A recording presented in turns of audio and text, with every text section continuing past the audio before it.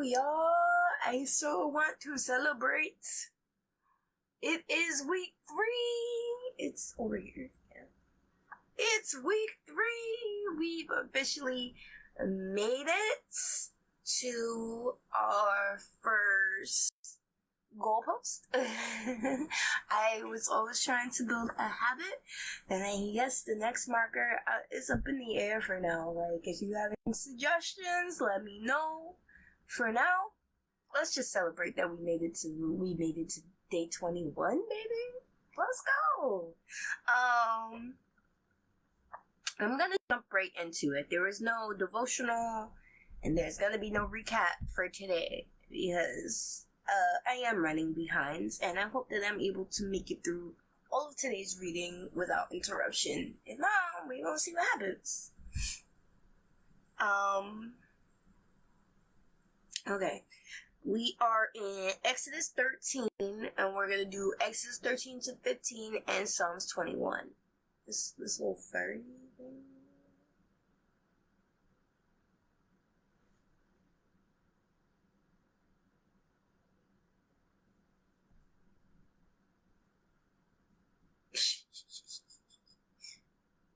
Okay.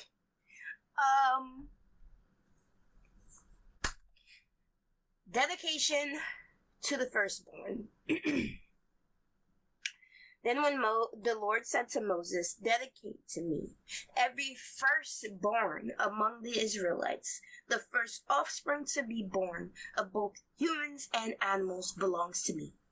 So Moses said to the people, "This is the day to remember forever, the day you left Egypt, the place of your slavery. Today the Lord has brought you out of the power of his by the power of his mighty hand. Remember, eat no food containing yeast. On this day in early spring, in the month of Abi, on this day in the month of Abi, the first month of the ancient Hebrew lunar calendar, usually occurs within the months of March and April." Right, because the months of the Hebrew lunar calendar are like smack dab in the middle of our months. It's like, the middle of February to the middle of March, or the middle of March to the middle of April, middle of April to the middle of, you get the idea.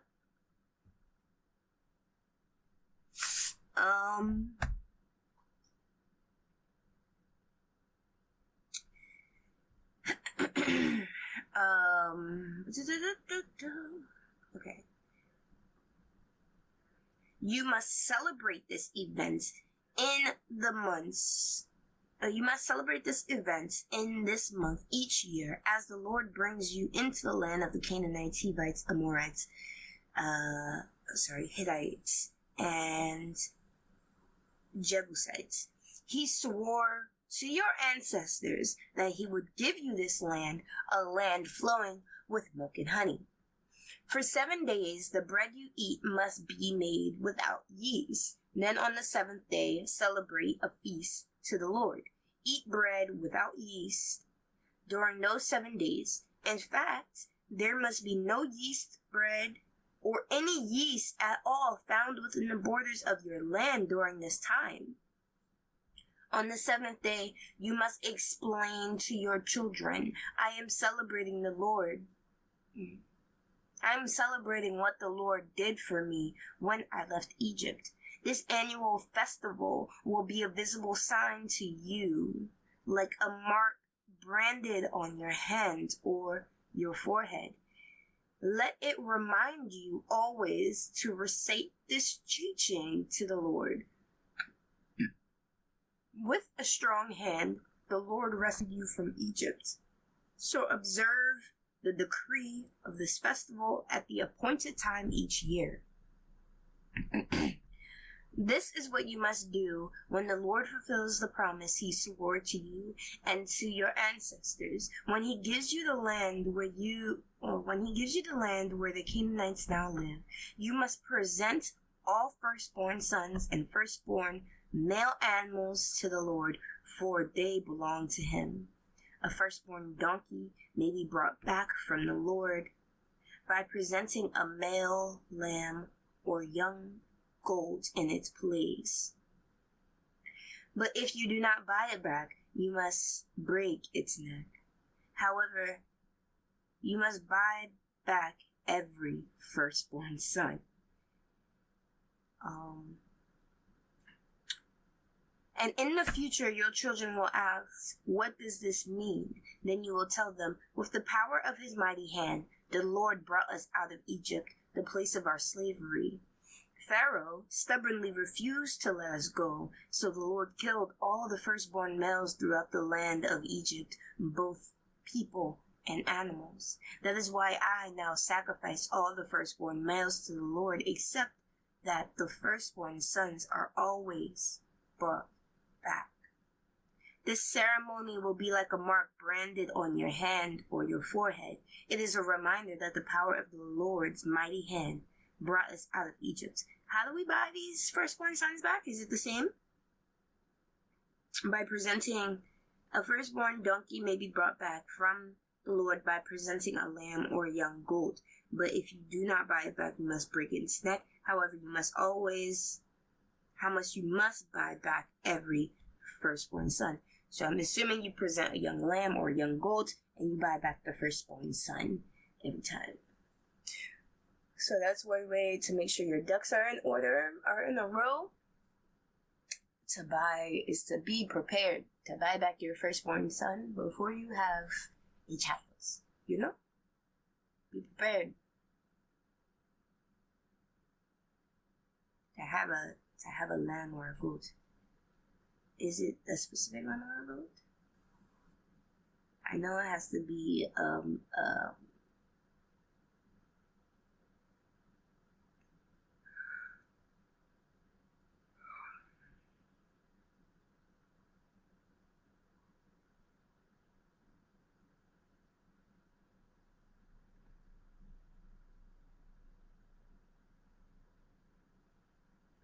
just a lamb or a young goat. Okay. Israel's wilderness detour. When Pharaoh finally let the people go, God did not lead them along the main road that runs through Philistine territory, even though that was the shortest route to the promised land. God said if the people are faced with a battle, they might change their minds and return to Egypt. So God led them in a roundabout way through the wilderness toward the Red Sea. Thus the Israelites left Egypt like an army ready for battle. Moses took the bones of Joseph with him, for Joseph had made the sons of Israel swear to do this. He said, God will certainly come to help you. When he does, you must take my bones with you from this place. Yeah, I remember that. The other thing too is that I'm glad they remembered, because that was a promise made so long ago that I'm glad someone had tracked that they needed to get the bones of Joseph. The Israelites left Succoth and camped at Etham at the edge of the wilderness. The Lord went ahead of them. He guided them during the day with a pillar of cloud, and he provided light at night with a pillar of fire. This allowed them to travel by day or by night, and the Lord did not remove the pillar of cloud or pillar of fire from its place in front of the people. Wow, that's like one heck of a GPS arrow, you know, like this pillar of cloud, and you get, and then it's by night, and late by night with a pillar of fire. So, like,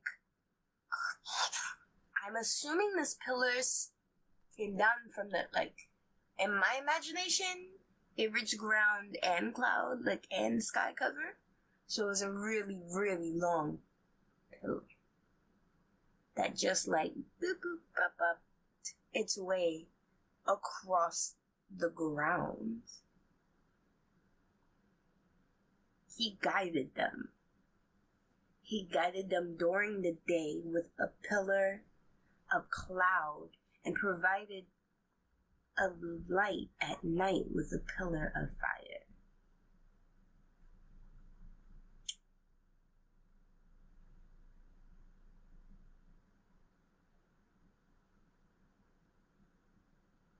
Nope. You know, like, now that the Holy Spirit is our guidance system, I wonder if this is one of the descriptions or one of the, like, when you think of the Holy Spirit, you think of him. I think of him as a person. But, like, I wonder if he can take on the form of a cloud pillar. Not wonder. He can probably take on the form of a cloud pillar. There's a guarantee. But yes, okay, so it needs to be large because it's guiding a crowd of 600,000 plus. You know, Moses can't just be the only one shouting orders like, he taught us to go this way, you know, like down the line. So it needs to be awe-inspiring so people aren't getting lost.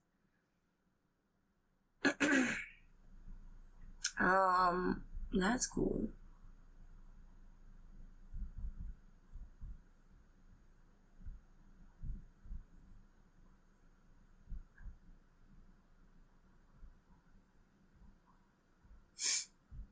Question mark, save? Moving on. Yes. Now we're in Isaiah 14.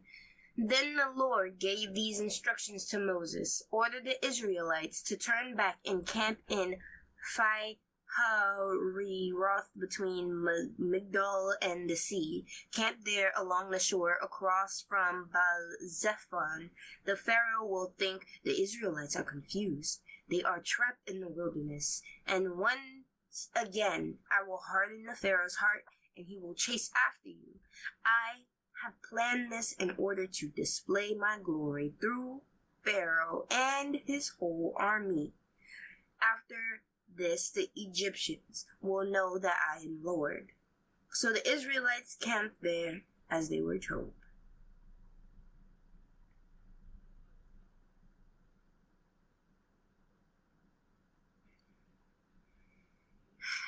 The Egyptians pursue Israel.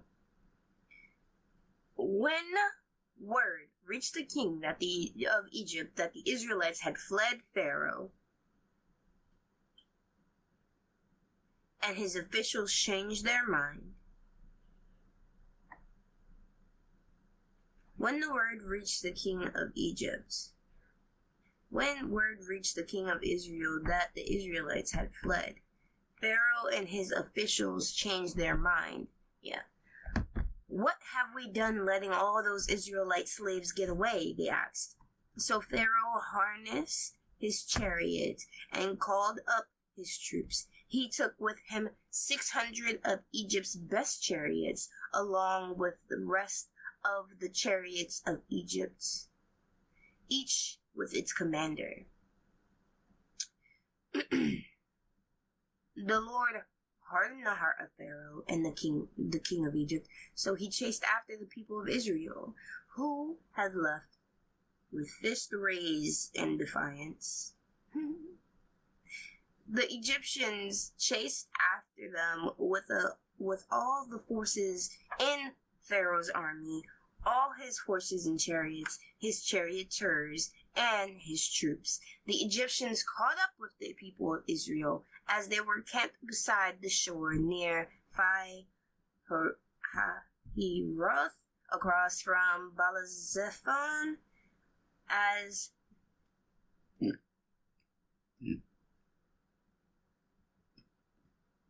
As Pharaoh approached, the people of Israel looked up and panicked when they saw the Egyptians overtaking them.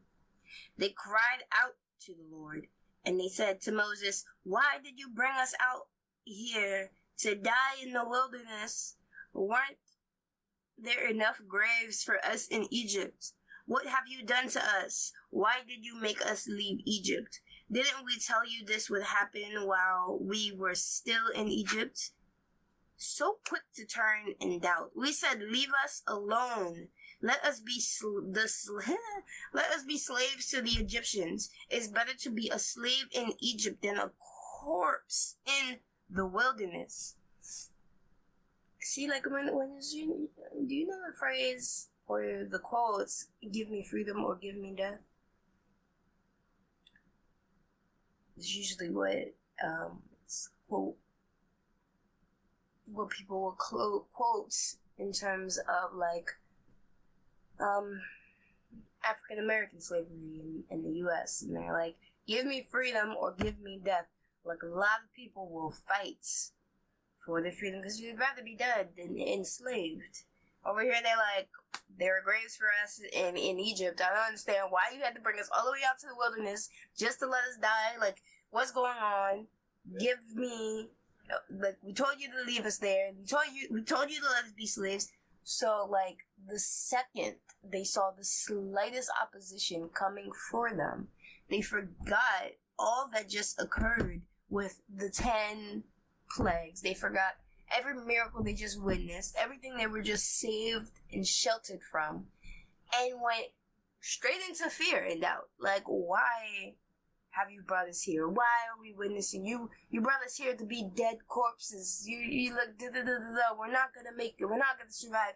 So all of this dissension falls throughout like the 600,000 plus people, right? I'm sure there are people who are like, nah, it's gonna be fine because they remembered everything that they just witnessed in terms of what went on in Egypt to get their freedom in the first place, to get them into the wilderness to begin with. And they have this pillar of cloud and fire that they are following as a GPS system. Like, I would be like, oh, this pillar that can turn from flame to cloud and flame, like, I don't got nothing to worry about. Like, it'll be alright. Like,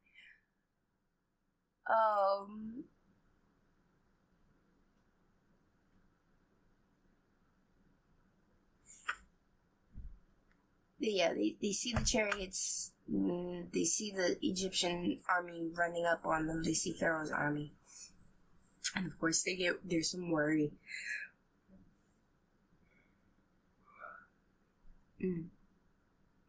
But Moses told the people, don't be afraid.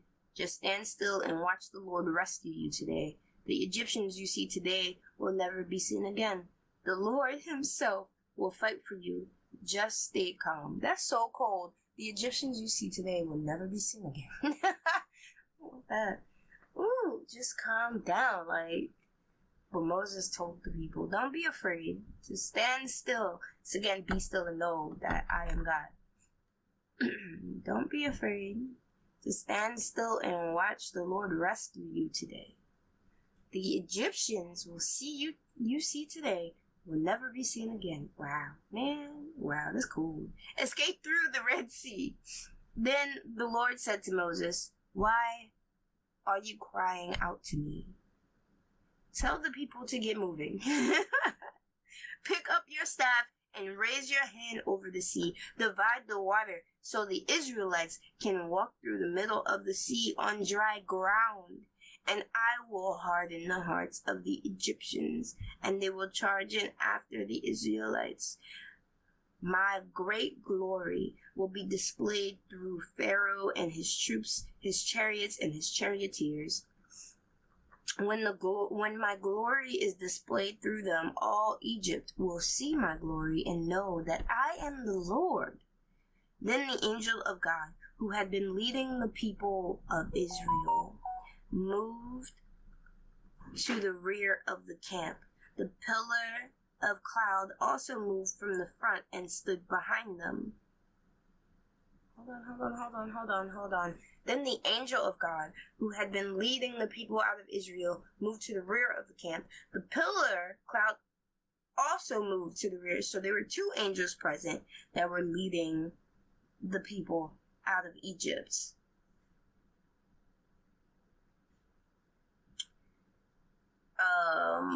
that were leading the people out of Egypt. That is okay. That's dope. And the angel of God. Okay.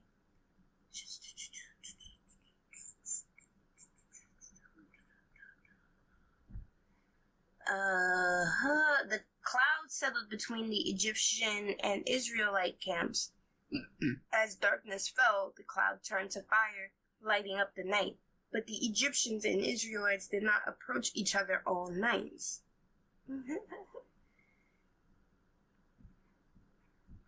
Because usually in olden day warfare, they would say that there was nighttime warfare was very, very rare, So it would usually lead to a war of attrition at night. You just take your camps and pause out. Great time to send in spies or do some rescue missions in the cover. But most of the time, you stopped and you waited for daylight. I wonder if this. Well, no, the Egyptians' hearts were hardened, but if it wasn't this moment where this pillar cloud is turned into fire, I'm sure it would have shooken them. And they would have been shooketh.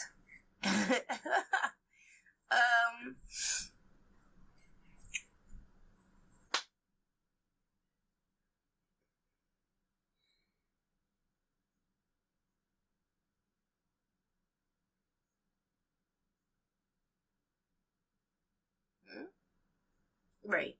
Then Moses raised his hand over the sea, and the Lord opened up a path through the water with a strong east wind. The wind blew all that night, turning the seabed into dry land.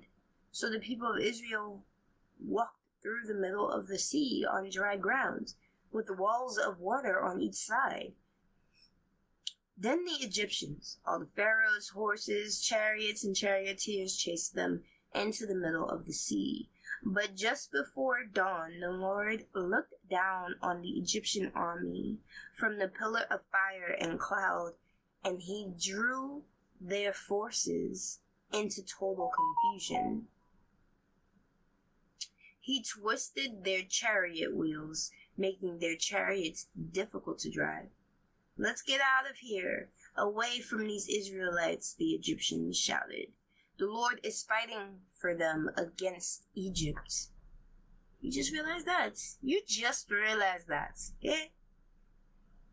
When all the Israelites had reached the other side, the Lord said to Moses, "Raise your hand over the sea again. Then the waters will rush back and cover the Egyptians and their chariots and charioteers." So as the sun began to rise, Moses raised his hand over the sea, and the water rushed back into its usual place.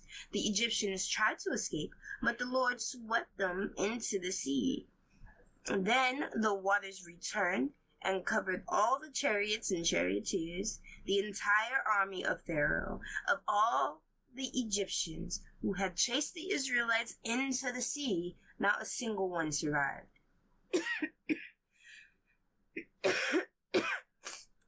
This is bad for a country left behind, for the people left behind in Egypt who currently has no army to defend them.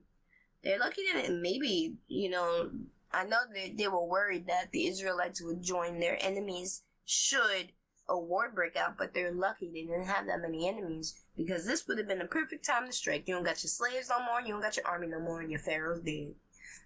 Most of your officials too. So you're a state of confusion. Saying that makes you ripe. That just makes you a sweet, sweet, ripe old country.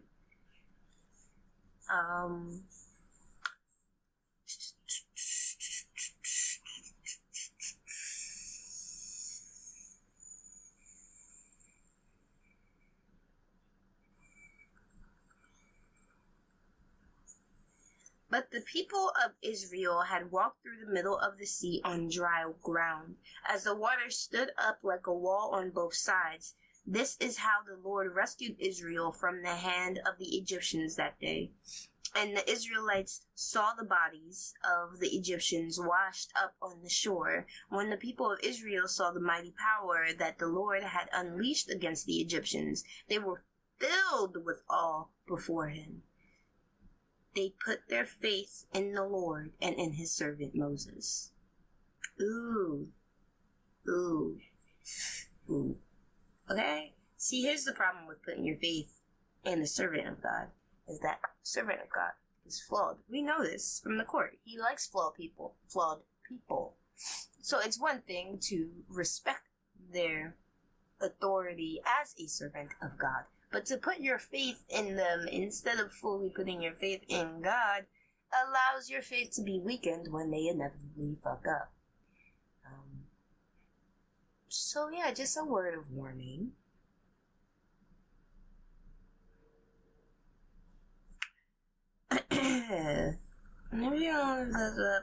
They were in awe before him.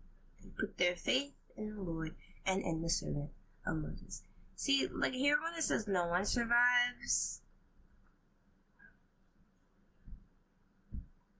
if you've seen the Prince of Egypt at the end, where Pharaoh's on that rock, like isolated, and he's crying out to the skies, I think it's because he's a main character and they can't just wash him away. But they make it seem like he's the only one to survive long enough to witness his stupidity. But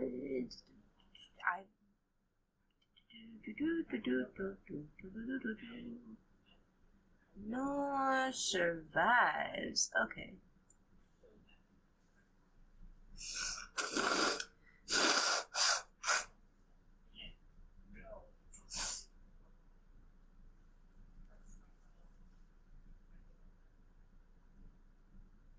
Oh.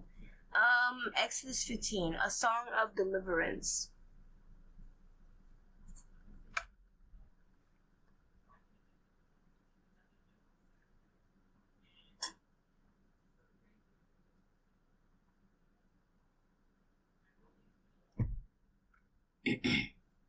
Then Moses and the people of Israel sang this song to the Lord. I will sing to the Lord, for he has triumphed gloriously. He has hurled both horse and rider into the sea. The Lord is my strength and my song. He has given me victory. This is my God. I will praise him, my father's God, and I will exalt him. The Lord is a warrior. Yahweh is his name. Ooh, yes. Is rendered as Jehovah sometimes. In this translation, it is usually rendered the Lord. Note the small capitals. Okay. And so since it's rendered with small capitals with like the Lord, so it says Yahweh is a warrior. Yahweh is his name. Or Jehovah is a warrior. Yahweh is his name. All of the things are acceptable. Nope, hold on, sorry. Thanks. Pharaoh's chariots and army he has hurled into the sea. The finest of Pharaoh's officers are drowned in the Red Sea. Deep waters gush over them. They sank to the bottom like a stone. Your right hand, O Lord, is glorious in power. Your right hand, O Lord, smashes the enemy. In the greatness of your majesty, you overthrow those who rise against you. You unleash your blazing fury, and it consumes them like straw. At the blast of your breath, the waters pile up. The surging waters stood straight like a wall in the heart of the sea. The deep waters become hard. The enemy boasted, I will chase them and catch up with them. I will plunder them and consume them. I will flash my sword. My powerful hand will destroy them. But you blew with your breath, and the sea covered them. They sank like lead in the mighty waters. Who is like you among the gods, O Lord? Who is like you among the gods? Again, come on. Glory, O Lord, glorious in holiness, awesome in splendor, performing great wonders. You raised your right hand, and the earth swallowed our enemies. With your unfailing love, you led the people you have redeemed. In your might, you guide them to your sacred home. The peoples hear the peoples hear and tremble. Anguish grips those who live in Philistia. The leaders of Edom are terrified. The nobles of Moab tremble.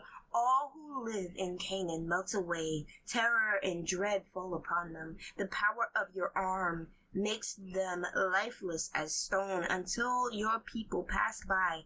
O Lord, until the people you purchased pass by, you will bring them in and plant them in your own mountain, the place, O Lord, reserved for your own dwelling, the sanctuary, O Lord, that your hands have established. The Lord will reign forever and ever.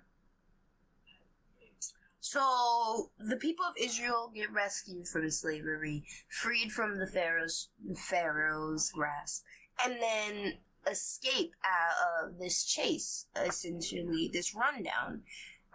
And they break out into song. Into song and worship. But like in my head, this plays out as a musical because it says that Moses and the people of Israel sang the song. So all of these people, I don't know if this song existed before. It didn't sound like it did because like the lyrics are so specific to the situation they just went through. So like all of you broke out into song all at the same time, knowing the lyrics somehow all at the same time. Like, yeah, that screams musical to me. Just saying. And then let's see. The leaders of the area. So the peoples hear and tremble. Anguish grips the Philistine. The leaders of Edom are terrified, and the nobles of Moab are tremble. All who live in Canaan melt away. Terror and dread fall upon them. The power of your arm makes them lifeless as stones. So, like, an army, essentially, like, they moved out of Egypt like an army. 600,000 plus people are moving out of one territory into a great migration of another territory. So, like, we know that these countries are not welcoming to foreigners. We know that countries they see large groups of refugees and essentially, like, try to shut down their border, try to shut down any order. There will be persecution of a foreign group trying to walk into their land.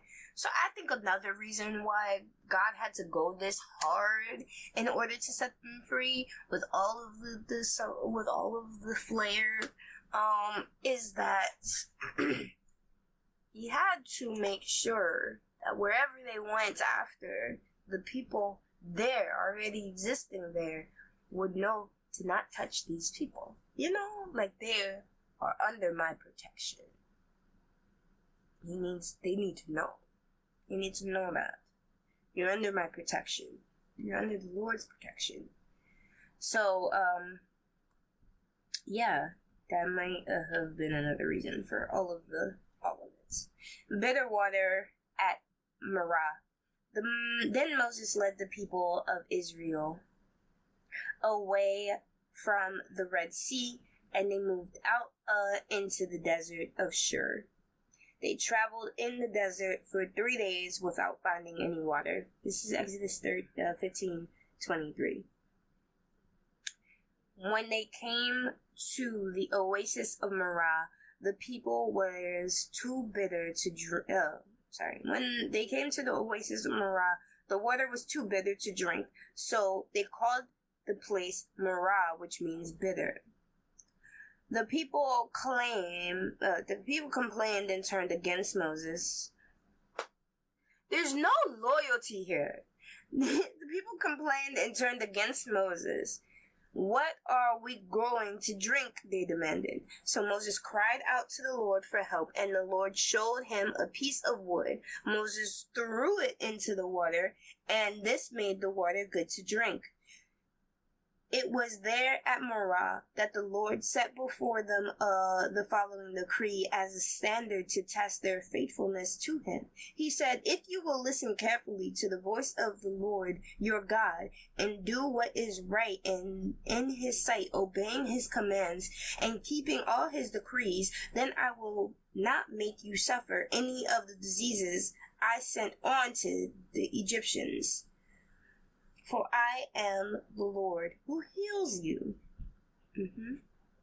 After leaving Marah, the Israelites traveled on to the oasis of Elim, where they found 12 springs and 70 palm trees. They camped there beside the water.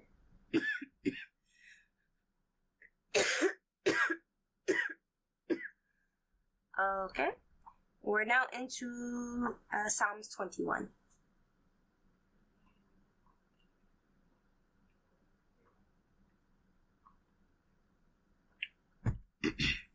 For the choir director, a Psalm of David. How the king rejoices in your strength, O Lord. He shouts with joy because you give him victory. For you have given him his heart's desire. You have withheld nothing he requested. You welcome him back with success and prosperity. You place a crown of finest gold on his head. He asked you to preserve his life, and you granted his requests. For days of his life stretched on forever. Your victory brings him great honor, and you have clothed him with splendor and majesty. You have endowed him with eternal blessings and given him the joy of your presence. For the king trusts in the Lord. The unfailing love of the Most High will keep him from stumbling. You will capture all your enemies. Your strong right hand will seize all who hate you. You will throw them in a flaming furnace when you appear. The Lord will consume them in his anger. Fire will devour them. You will wipe their children from the face of the earth. They will never have descendants. Although they plot against you, their evil schemes will never succeed, for they will turn and run when they see your arrows aimed at them. Rise up, O Lord, in all your power. With music and singing, we celebrate your mighty acts.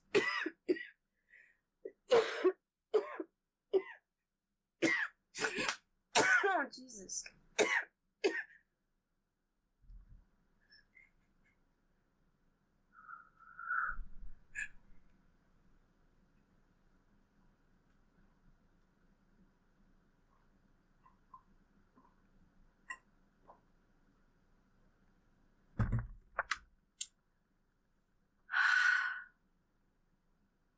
Well, that was everything.